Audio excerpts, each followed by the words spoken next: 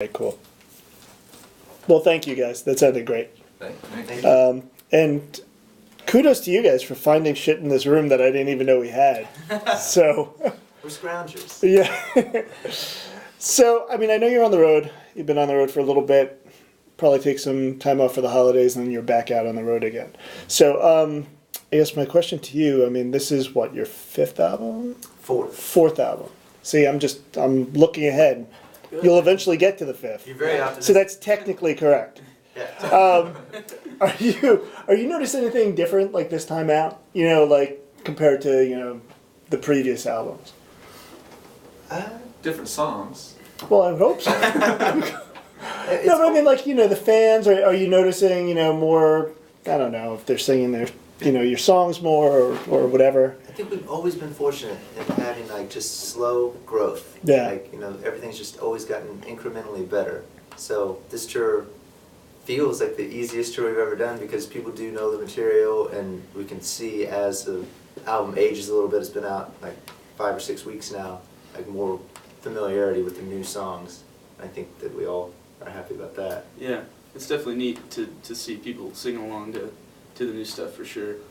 It makes you feel good about what you've done. So It's also tough, I think, to get to the New Year's as quickly as it used. Tougher than it used to be. Mm-hmm. Even though everybody says, well, we have the internet and social networking and all of that, but I think that even now is just not really doing us any favors in a lot of ways. But we get to have a fan base that's already in place, and hopefully, I still believe that the majority of the music that people discover comes from their friends, and when they say, you should check this out, so hopefully these people are coming to the shows and then going, and then the next time we come back, that's when we'll actually see hopefully a bigger turnaround, which is what happened with the last record. And Right. It just takes time, Yeah.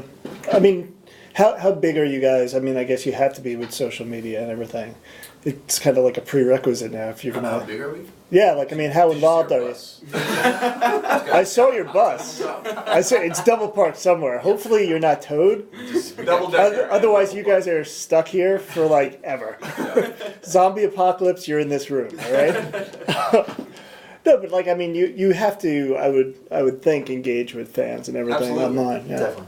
I mean, this is going to come off like if you answer this wrong, you'll sound like a bunch of douchebags, but... Got you, getting us again. But I mean, is it something you look forward to, or is it just something you kind of, another work thing that you have to do with like tweeting or Facebook or any of that stuff?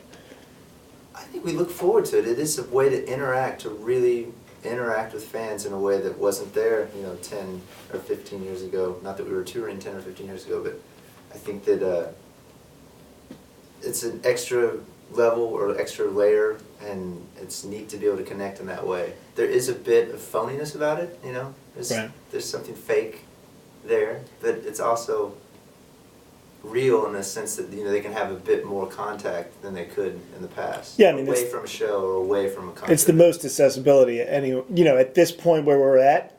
It's the closest that a lot of your fans are going to get to you. I mean, it's just a reality, or they stay after a show or something and they say hi. So, what about the approach to this album, like compared to your previous releases? Did you take like any detours, any different directions? I think sort of in the past with our other 3 records, we always wanted to make songs that we could do live pretty much exactly like they are on the record. But we kind of threw that out the window with this one. We really just wanted to make an album with kind of as much stuff as we could do and then figure out the live stuff later, which has actually kind of been really fun for us because like figuring out how to add like some of these extra noises and things like that has been really fun, challenging yourself and so. In which case we discovered the Roland SPD-SX. What Roland has done here is created a hell of a product that we've been able to utilize night in and night out on the road, all across the United States. I hope they are paying you some shit for that. Hey. That was really...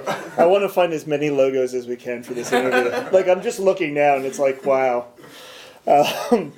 So, talk to me a little bit about what each individual brings to the band. I mean, I could tell right off the bat let me backtrack because I was going to say playing with yourselves and it sounds bad.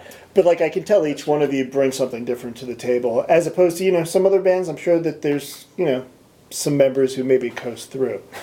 I can, you know, so I could tell that each of you is a very integral part of the band.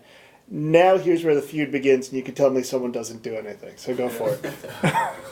Well, that would be false, I think. Yeah. I mean, I hope it doesn't sound bragging, but I think we're a band in the truest sense of the word. Like, there's something magical about bands, I've always felt, and I like that mystery to them. You know, I'm not comparing this to you too, but there's something magical. I wouldn't want to see Bono solo, but whenever they're together, there's some other element that's at play. And I've always liked that about bands, and yeah, I don't think this would work without any one of us. In our songwriting credits, you'll find all 4 of our names, which is, I think, pretty unusual nowadays. A Yeah, lot of times for sure. bands, you know, will say the specific guy that wrote the song, but we all 4 take part, and I think that's kind of what makes it exactly what it is, which is pretty special for us. And you guys know each other for a long time, right? So Okay. you're like an old married couple at this point. Yeah. Yeah. You know the Almost all the sense right? of the word. Yeah, like you know the. Sex anymore. Oh, the good old days when you guys were just fornicating with each other. No, but I mean, I would assume you know what pushes the buttons, when to leave each other alone, when to collaborate, maybe when not to collaborate. You know, when to gang up on somebody. You know that whole thing. Yeah. Oh, So you can get that. your This mom? is totally real time, so it's fine. No, it's not. It's, Oh. it's Kevin. Oh, okay. It's Kevin. Kevin. Everyone in cyberspace is going to Google Kevin now. Kevin's a popular guy. No, but I think it is. It's been interesting to see.